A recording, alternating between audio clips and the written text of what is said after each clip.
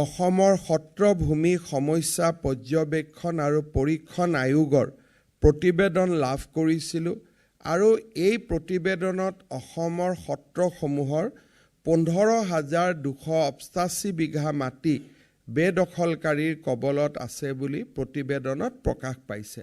কেৱল মাত্ৰ বৰপেটা জিলাতে 7,137 বিঘা মাটি বেদখলকাৰীৰ কবলত আছে। আমি নিশ্চিতভাৱে এই মাটিসমূহ উদ্ধাৰৰ বাবে প্ৰচেষ্টা চলাই আছোঁ আৰু আমি প্ৰচেষ্টা চলাই যাম। সত্ৰসমূহত ৰাইজৰ দান বৰঙণি কমি যোৱাৰ লগে লগে আৰু আগতে লাভ কৰা কৰ আদিৰ পৰিমাণ কমি যোৱাৰ লগে লগে আজি অসমৰ সত্ৰসমূহ এক আৰ্থিক সংকটৰ সন্মুখীন হৈছে।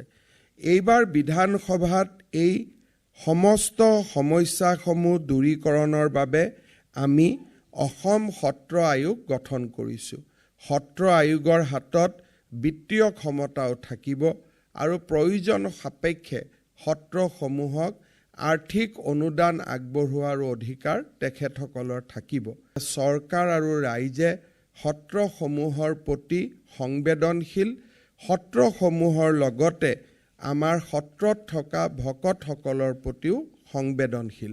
নৱবৰ্ষৰ আৰম্ভণিতে এই সুন্দৰ আঁচনিটো আপোনালোকৰ বাবে উদাসীন ভকতসকলৰ বাবে উৎসৰ্গিত কৰিবলৈ পাই মই সঁচাকৈয়ে নিজকে কৃতজ্ঞ অনুভৱ কৰিছোঁ।